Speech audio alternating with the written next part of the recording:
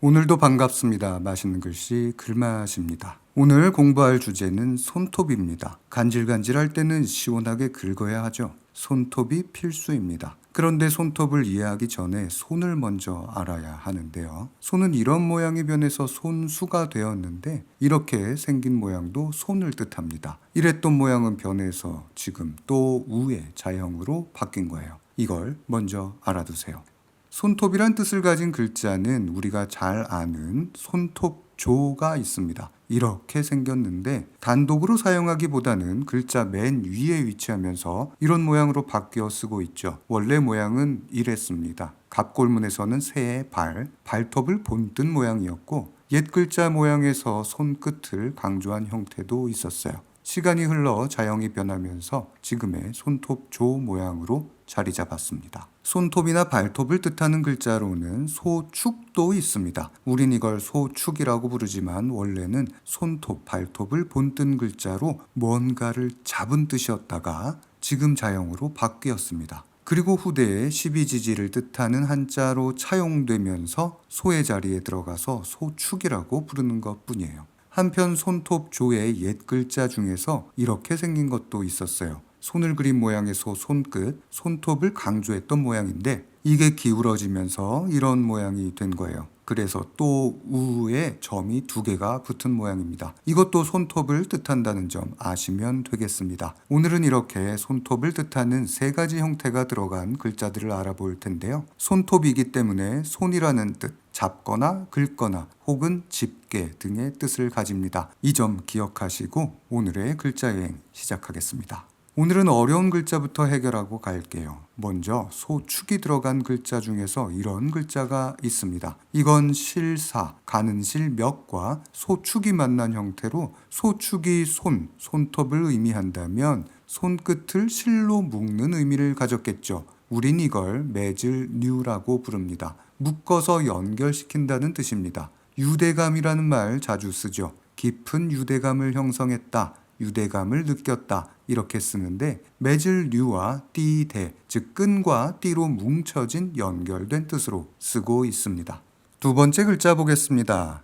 이 글자 위에 붙은 건 손톱조입니다. 그리고 아래엔 손을 뜻하는 또 우가 있죠. 갑골문은 이랬습니다. 구부러진 무언가를 위아래에서 서로 잡은 모습이죠. 이건 하나를 두고 둘이 서로 잡으려고 다투는 모습을 본뜬 글자예요. 그래서 우린 이걸 다툴쟁이라고 합니다. 말씀 언과 사람 인이 붙은 형태로 말싸움을 하는 2사람을 본뜬 글자가 있는데 다툴경입니다. 이 글자와 만나면 바로 경쟁이 되죠. 그리고 손을 높이 들어 막거나 싸우는 뜻을 가진 겨룰항과 만나면 항쟁이 되는 겁니다. 이렇게 하나를 놓고 둘이 다투는 뜻을 가진 게 바로 다툴쟁이에요. 3번째 글자 보겠습니다. 이건 손톱조가 앞에 나오면서 이렇게 늘어집니다. 그리고 꼬리 모양을 본뜬 꼬리파를 태웠어요. 꼬리파는 큰 뱀을 본떠 만든 상형자예요. 잘 보면 그렇죠? 둥그렇게 말린 모양입니다. 구부러졌죠. 그래서 이 글자는 손가락을 굽힌 손톱을 뜻합니다. 긁을 파라고 부릅니다. 그런데 말입니다. 이 글자가 기어다닌다는 뜻도 가져요. 생각해보세요. 땅을 긁으면서 앞으로 가면 기어가는 게 되죠. 그래서 기어가는 생물을 뜻하는 말이 파충류예요. 기다, 엎드리다의 파와 벌레, 충이 만난 겁니다. 굽혀져 말린 손톱을 뜻하는 긁을 파를 알아봤습니다. 4번째 글자 볼까요? 이건 자주 보셨던 글자일 텐데 보시는 바와 같이 맨 위에 손톱조가 있죠. 그리고 밑에 아주 복잡한 모습을 하고 있습니다. 허신이 쓴 설문의자에서는 원숭이가 앞발톱으로 머리를 긁는 모습이라고 했습니다. 소전체에선 이런 모양이었어요. 그런데 1899년에 갑골문이 발견되었는데 원숭이가 아니고 코끼리였던 거예요. 코끼리 상 모양이었죠. 즉 손으로 코끼리를 잡아 일을 시키는 뜻입니다. 그래서 이 글자는 일을 한다는 뜻에서 할 위라고 부르는 거예요. 이 글자 제일 많이 쓸 때가 있는데 술자리죠. 위하여 하면서 건배할 때 제일 많이 씁니다. 당위라는 말도 있습니다. 마땅 당과 할 위를 쓰면 마땅히 꼭 해야 하는 게 당위입니다. 자귀적이다, 인위적이다 라는 말도 있죠. 만들 작 혹은 사람 인에 할 위를 붙여서 사람이 일부러 한 것이란 뜻이 됩니다. 인위라고 쓰고 한 글자로 합치면 이렇게 되죠. 이게 바로 거짓위라는 글자랍니다. 위조할 때 쓰죠.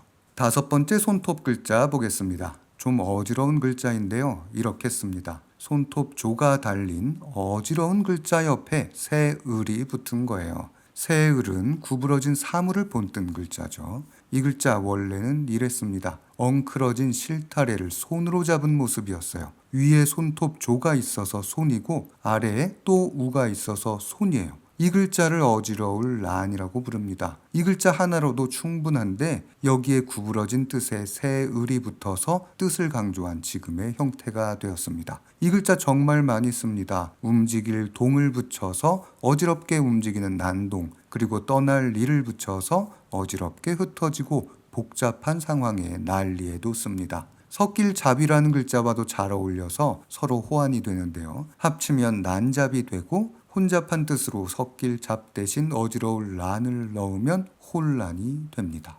여섯 번째 글자로 넘어갑니다. 지금 쓰는 이 글자 위에도 손톱조가 있습니다. 손이죠. 그리고 이 밑에 또 우가 붙었네요. 방금 소개한 어지러울 란과 구조가 똑같습니다. 그런데 이 글자, 옛 글자는 이랬습니다. 위에도 손이 있고 아래에도 손이 있는데 중간에 있는 건 배주의 옛 글자예요. 여기서 배는 강을 뜻합니다. 강 위에 사는 사람과 강 아래에 사는 사람이 만나서 주고받는 거래를 하는 뜻이었습니다. 그러다가 이게 받는다는 뜻으로 변하죠. 그래서 우린 이걸 받을 수라고 합니다. 그런데 주고받는 뜻에서 받는 게 되었으니 주는 뜻이 필요하겠죠. 그래서 여기에 손수변을 붙여주면 이게 바로 주는 게 됩니다. 살다 보면 받는 건 쉬운데 주는 건 참 어렵습니다. 주는 게 좀 더 어려우니 줄 수에 손이 하나 더 붙었다고 생각하시면 쉽습니다. 수업이란 말에 씁니다. 받을 수를 쓰면 가르침을 받는 수업이 되는 거고 줄 수를 쓰면 선생님이 가르침을 주는 수업이에요.